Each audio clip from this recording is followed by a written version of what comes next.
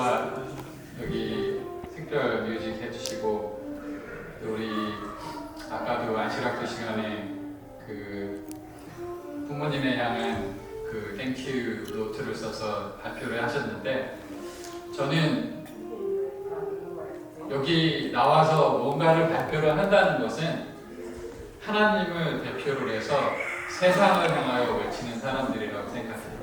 지난주에 그 수아를 보고 뭐라고 그랬죠? 특별 뮤직을 하고 제가 특별히 한 말이 있는데, 수아는 큰 성을 빼앗은 용사보다 낫다고 얘기했어요. 좀 우리 교회에 하나님의 일을 향해서 이렇게 큰 일을 할 수 있는 용사들이 많은 것을 인해서 너무너무 감사하고 또 마음이 흐뭇합니다. 그러므로 여러분도 그렇게 생각하시죠? 네. 아멘입니다. 감사합니다. 오늘은 참 이스라엘의 결혼제도에서 바라본 예수님의 재림이라는 주제를 가지고 제가 생각을 좀 해보았습니다. 그래서 우리 장은섭 장로님 말씀 읽어주신 것처럼 요한복음 14장에 있는 주제적으로 해서 제가 한번 살펴보고자 합니다. 모르겠어요. 이 설교를 준비하면서 참 이 머릿속에는 많은 생각을 하고 준비를 하지만 얼마나 이게 잘 나열해서 설명을 하느냐도 중요하거든요. 내용이 중요하기도 하지만 그 순서를 얼마나 잘 나열해서 설명하느냐도 되게 중요해요. 근데 잘 됐으면 좋겠습니다. 많이 기도를 했고 또 준비를 했는데,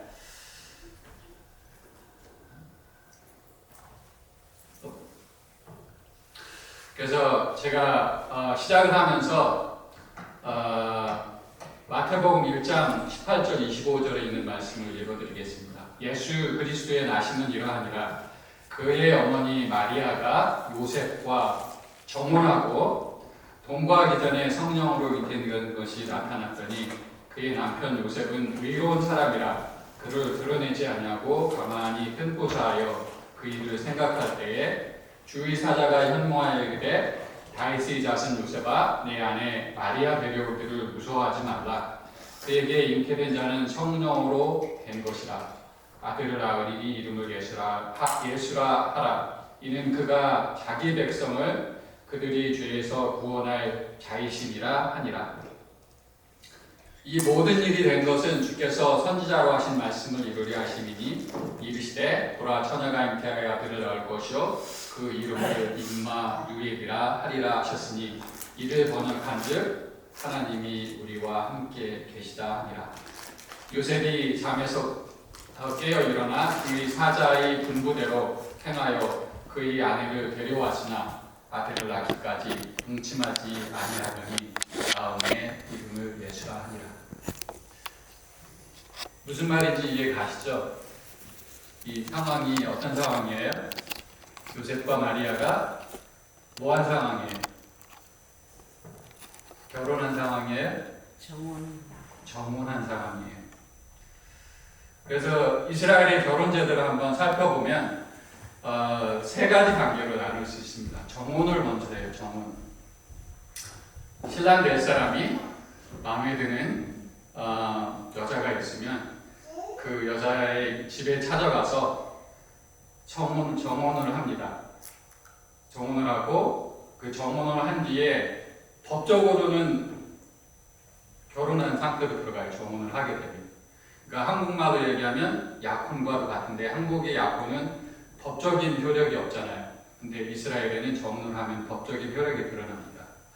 그리고 한 1년 플러스 마이너스 뒤에 신랑이 다시 와서 신부를 데리고 가는, 그래서 결혼식을 하는 신랑 집에서 그런 제도가 이스라엘의 결혼 제도입니다. 그래서 유대인의 결혼 제도에는 예수님의 초림과 재림이 이야기로 가득 차 있어요. 오늘 여러분들이 들어보시면 좀 이해가 되실 겁니다. 지금 말씀드린 것처럼 정혼을 하려면 신랑이 어떤 일을 해야 되냐면 지참금을 가지고 와야 돼요. 그 지참금은 무엇을 얘기하냐면 신부를 사는 거예요. 이스라엘의 결혼 제도에서는 다 일부 다처제를 허용을 해요. 그래서 돈이 많은 사람은 신부를 많이 할 수 있어요. 지참금을 내면 신랑의 아버지가 오케이 하고 신부가 오케이 하면 그렇게 합니다. 그래서 지참금을 지불하고 그 신부 집으로 가서 신부의 아버지가 오케이 하고 그다음에 신부가 허락을 하면 어떻게 돼요? 그때부터 7일 동안 잔치를 베풉니다. 7일 동안 잔치를 베풀고 아까 말씀드린 것처럼 법적으로 남편과 아내가 되지만 함께 살지는 못해요. 잠을 자지를 못해요. 아이를 가질 수가 없어요. 그래서 조금 전에 읽어드린 요셉과 마리아의 이야기, 정혼한 상태에서 마리아가 어떻게 됐어요? 아이를 가졌어요.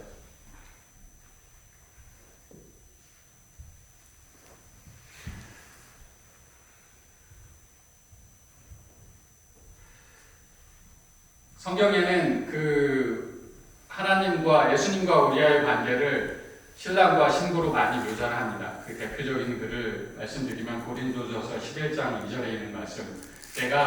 사도 바울이 내가 하나님의 열심으로 너희를 위하여 열심을 내노니 내가 너희를 정결한 처녀로 한 남편인 누구에게? 그리스도께 드리려고 중매한다고 그랬어요. 참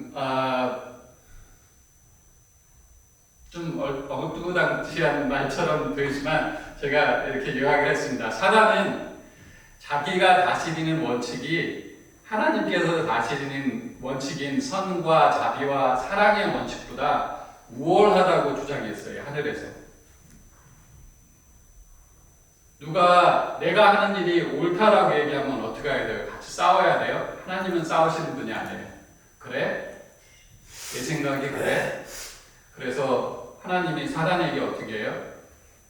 자기가 다스리는 원칙이 옳다라는 것을 증명해 줄 시간을 주기로 결정을 하십니다.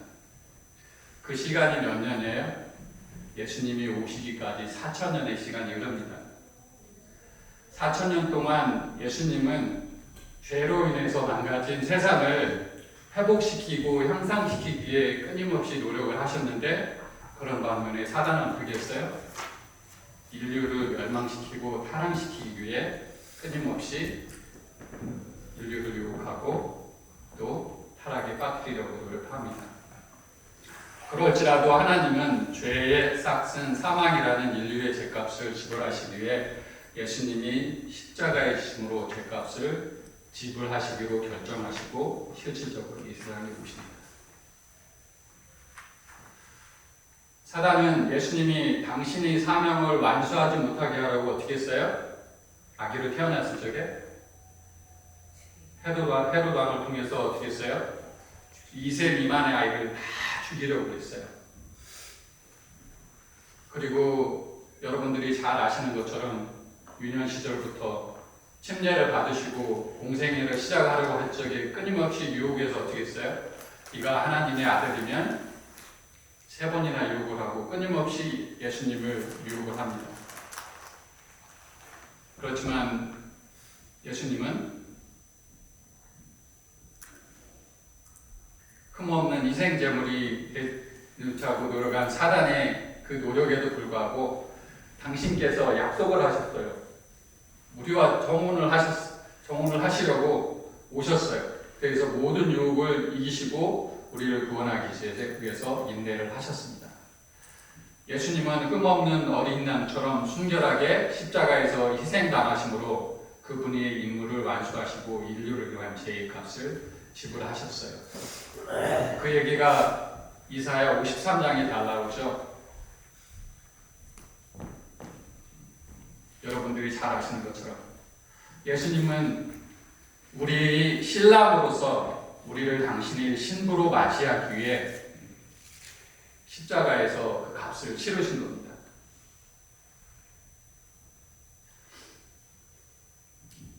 아까 말씀드린 것처럼 십자가에서 신부 값을 지불하셨어요.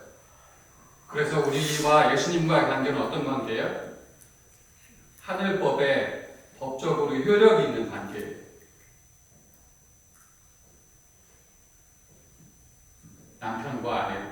예수님은 우리의 남편이요, 우리는 그의 아내로. 근데 이 정혼 기간이 1년이라고 그랬죠.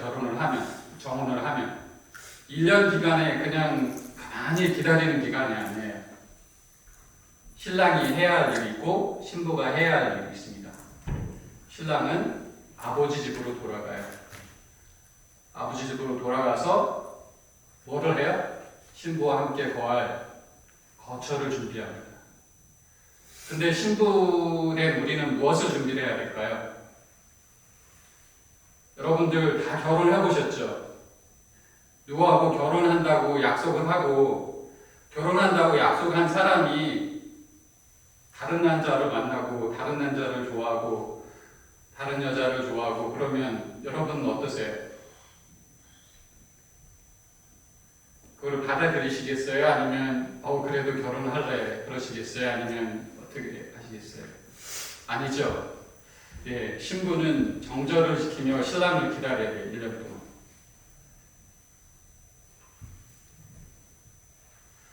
그래서 예수님은 정혼을 하고 하늘나라로 가시면서 아버지께 돌아가시면서 우리에게 말씀을 하신 우리의 말씀이 읽어드린 기억절의 말씀입니다. 너희는 마음에 근심하지 말라.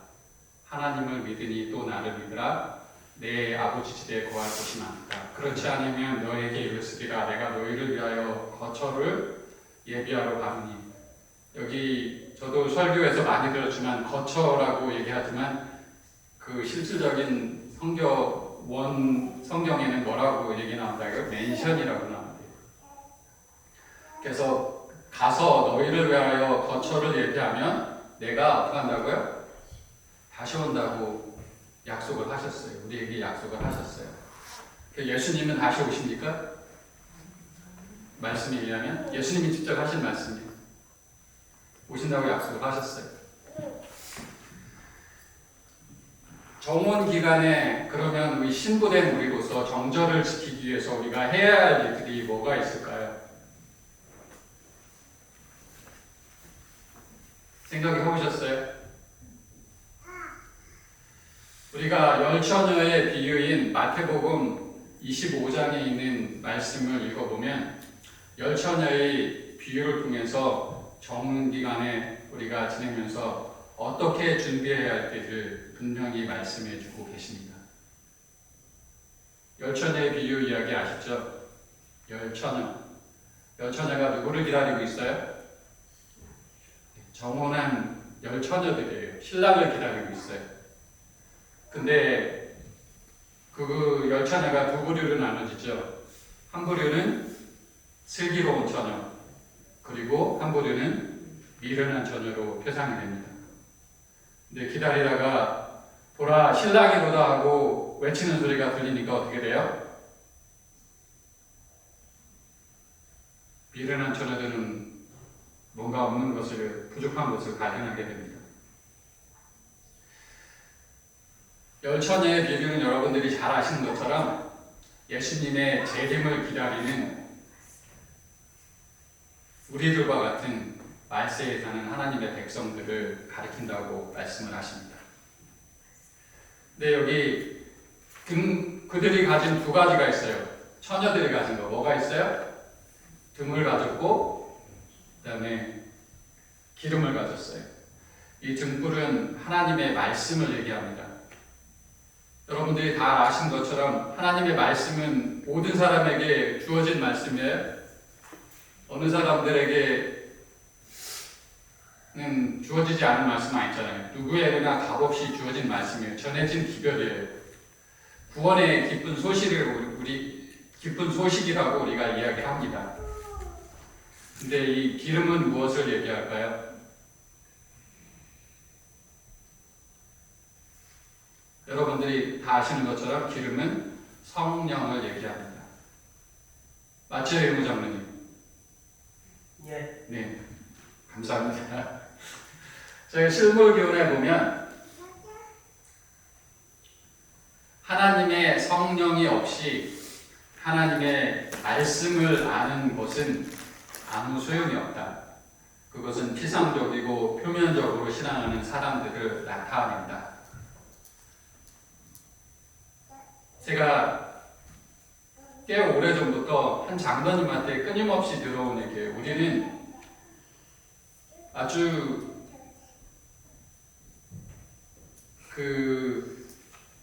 큰 실수를 할 수 있는데, 그게 뭐냐면 우리가 말씀을 펴면서 성령의 임재를 간과함 없이 말씀을 펴는 실수를 많이 한다고 말씀을 하셨어요. 그러지 말라고. 피상적인 말씀을 읽는 거는 우리가 성령님이 없이 읽는 그 말씀은 표면적인 것이고 그 다음에 피상적인 것이라고 말씀을 하십니다. 그리고 시므기온에 다시 말씀을 하십니다. 하나님의 영이 진리를 깊이 깨닫게 하지 않을 것 같으면 우리의 성품은 변화되지 않을 것이다. 우리가 하늘에 갈 때에 무엇을 가져간다고 얘기해요? 우리가 가져갈 수 있는 그것이 성품이라고 얘기하죠. 우리의 가진 성품, 그것만 가져간다고 그랬어요. 아무리 많은 돈이 있어도 소용이 없고, 아무리 많은 금이나 값진 보석이 있다고 해도 소용이 없고, 우리의 성품을 가지고 하늘나라에 간다고 얘기했어요. 그리고 영적 사물에 있어서는 아무도 다른 사람의 부족을 보충할 수 없다. 그것을 무엇을 통해서 채울 수 있어요? 성령님을 통해서 채울 수 있다고 말씀을 하십니다. 다른 사람이 나의 부부라 할지라도, 나의 아들과 딸이라고 할지라도, 나의 부모라고 할지라도 그것은 채워줄 수 없는, 스스로 채워야 하는, 그게 영적인 성령의 임재하심이라고 말씀을 하십니다. 그래서 우리 교육이라는 책에 보면 이런 말씀이 있습니다. 인류의 가장 큰 결핍은 인물의 부족이다. 그 인물이란 매매되지 않은 사람, 심령이 진실하고 정직한 사람, 죄를 그대로 죄라고 부르기를 두려워하지 않는 사람, 마치 나침판이 바늘이 틀림없이 남북을 가리키듯이 양심이 그 의무에 충실한 사람, 비록 하늘이 무너질지라도 옳은 일을 위하여 굳게 서는 그런 사람들이다. 그러나 이런 품성은 우연히 형성되는 것이 아니라 이것은 하나님이 무슨 특별한 은혜나 천분으로 되는 것도 아니다. 고상한 품성은 급기와 저급한 성품을 버리고 공해한 성품을 가지려는 노력의 결과, 곧 하나님과 사람에게 사랑의 봉사를 하기 위해 자아를 내어 맡기는 수련의 결과이다. 교육 57페이지에 있는 말씀입니다. 이 글을 읽으면서 성경에 생각나는 인물이 있으시나요? 매매되지 않은 사람, 심령이 진실하고 정직한 사람, 죄를 그대로 죄라고, 마치 나침판이 남북을 가리키듯이 의무에 충실한 사람, 누구였어요? 네, 요셉. 또 한 사람 또 있어요. 아브라함이요? 아니에요. 아브라함은 자기 아내를 팔려고 그랬어요. 요셉 또 누구 있어요? 다니엘. 요셉과 다니엘이에요. 하나님께서 찾으시는 인물입니다.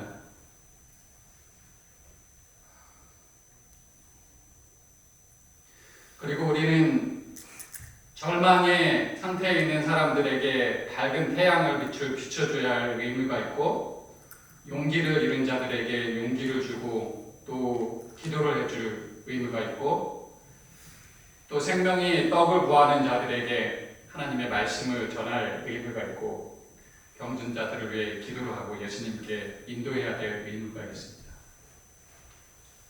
이것이 아마도 우리가 정혼의 기간에 신랑이신 예수님을 기다리면서 해야 될 일이 아닌가 하는 생각이 듭니다. 이제 결혼인데요. 1년이 되면 어느 날인지는 몰라요. 예수님께서 말씀하셨죠. 제자들이 예수님 언제 오십니까? 그날을 우리에게 가르쳐 주십시오. 그러니까 예수님이 뭐라고 하셨어요? 그때는 나도 모른다. 누가 한다고요? 아버지께서만 하신다고 그랬어요. 어느 날 시간이 되면 신랑의 아버지가 얘야 이제 가서 너의 신부를 데려오라 이렇게 얘기를 해요. 그러면 그 올 때가 되면 신부는 또 준비를 해야죠. 우리 결혼식 해분들 알지만 친구들이 모이면 친구들을 뭐라 그래요? 들러리라고 그러죠. 신부의 들러리들이 준비를 합니다. 신부집에서. 그리고 신랑도 친구들이 들러리를 하면서 준비를 해요. 신랑이 들러리들이 준비할 일은 뭐냐면 전하는 거예요. 신랑이 온다라고 막 악기를 불면서 풍악을 울리면서 가면서 전합니다. 그러면 그 말에서 이 신부집까지 가요. 그러면 신부는 어떻게 되나요? 신랑이 온다는 소리를 준비를 하고 있다가 신랑이 오면 즉시 맞이해서 같이 신랑 집으로 가야 됩니다. 그게 이스라엘의 결혼 제도의 처음부터 끝까지 역사예요. 그러면 신랑 집에 가서 결혼식이 이루어집니다.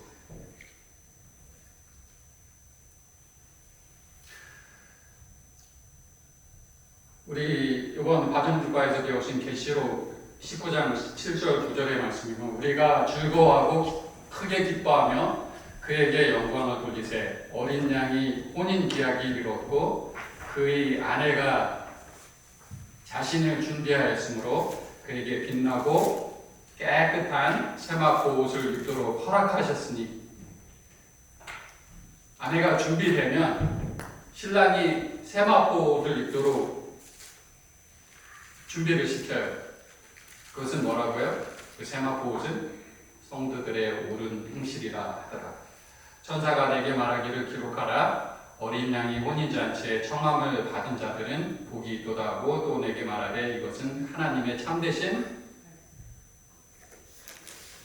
말씀이라. 누가 초청을 받았어요? 신부가 초청을 받은 거예요. 어떻게 해요? 옳은 행실 속에서 정절을 지킴으로 초청을 받고 결혼식에 들어오는 겁니다. 제가 이 신명기로 다시 돌아가는데 이 순서가 맞는지는 모르겠어요. 아까 말씀드린 것처럼 신명기에 어떤 말씀이 있냐면 신명기에는 어떤 말씀이 있죠? 율법의 그 도덕법에 대한 얘기가 많이 있어요.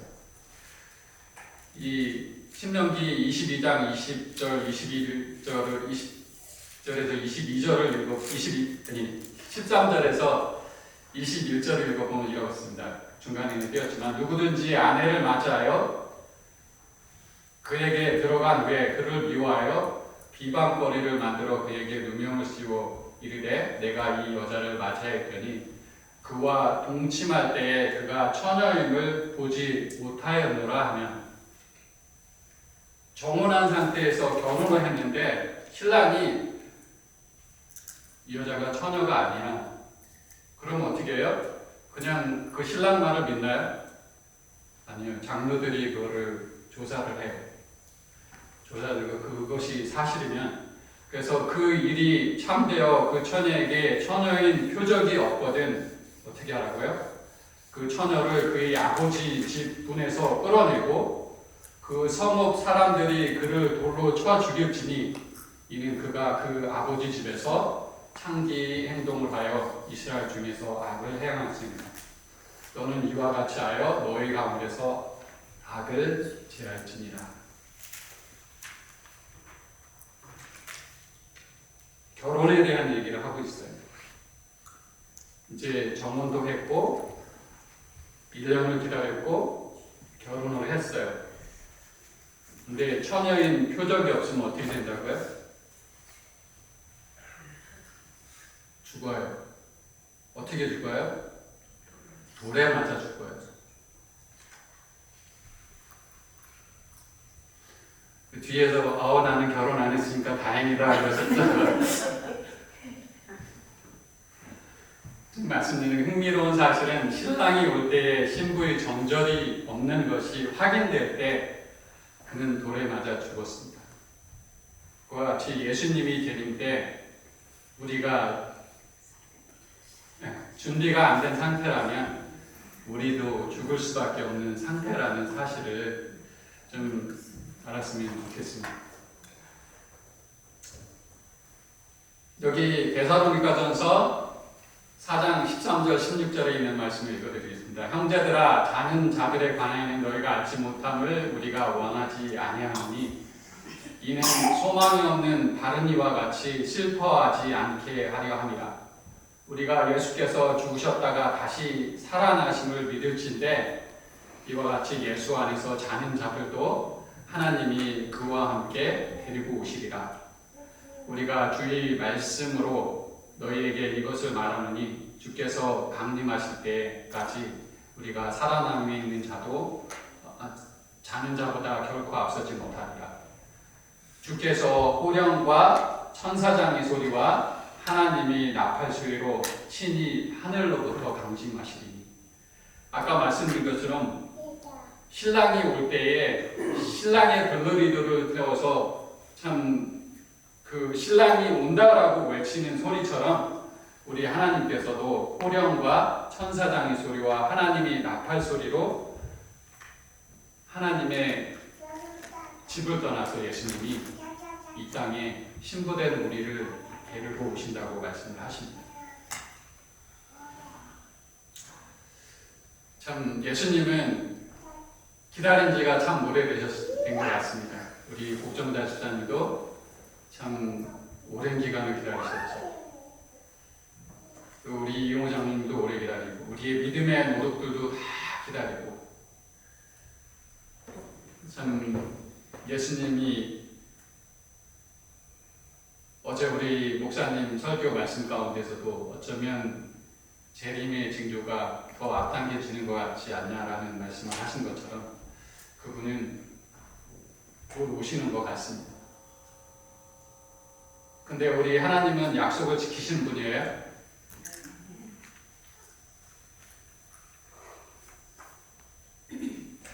여기 히브리서 13장 8절의 말씀처럼 예수 그리스도는 어제나 오늘이나 영원토록 똑같으신 분입니다. 변하지 않는 분이에요. 우리가 하나님을 섬기는 것과 하나님을 섬기지 않는 것, 다른 것을 섬기는 것의 차이를 잘 아시죠? 하나님은 어떤 분이세요? 사랑으로 다스리시는 분이세요. 강제로 하시는 분이 아니세요. 이스라엘이 왕을 구할 때 분명히 사무엘 선지자가 워닝을 줬어요. 너의 왕이 너를 종으로 부릴 것이고 너의 아들도 종으로 부릴 것이고 내가 한 거를 다 빼앗아갈 것이고. 어제 우리가 그 여호수아서를 배우면서 여호수아가 땅 분배를 받으면서 맨 마지막에 아주 찌꺼기를 가져갔다고 얘기를 했습니다. 먼저 다른 지파가 다 차지한 후에 자기가 얻을 땅, 아무도 원하지 않는 땅, 그것을 자기가 분배를 받았다고 했어요.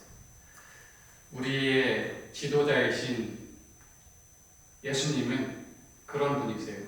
우리를 사랑하시고 우리의 공리를 먼저 생각하시는 그런 분이 우리 예수님이십니다. 그리고 그분이 우리와 어떻게 했다고요? 어떤 관계라고요? 정혼한 관계예요. 법적으로 효력이 있는 관계예요. 그분이 우리를 다시 데리고 오시겠다고 말씀하셨어요. 그리고 너희는 마음에 근심하지 말라. 내가 거처를 준비하면 다시 오시겠다고 말씀하셨어요. 그분이 우리를 데리러 다시 오시는데 우리를 부르실 때 우리도 떠나야 할 준비를 잘 하시고 떠나야 할 준비를 하지 않을까요? 라고 마지막 질문을 드려봅니다. 좋으시면 좋아요도 눌러주시고요. 팔로우는 안 하셔도 되는데 굳이 따라오고 싶으시면 하셔도 됩니다. 유대인의 결혼 제도 속에서 참 연구를 해보면 참 이렇게 흥미로운 일들이 많던데, 참 다시 말씀드리지만 우리는 분명히 예수님과 정혼한 상태이고, 또 정혼한 상태로 우리의 정절을 잘 유지하시면서 또 하나님의 오시는 날을 기다리시면서 그럴 때 신실하신 우리 예수님은 분명히 오신다고 말씀을 하셨습니다. 모두 그런 하나님의 참으로 진정한 신부가 되셔서 참으로 그 사랑으로 가시는 그 나라의 백성이 되시기를 간절히 바라면서 말씀을 마치겠습니다. 감사합니다. 네.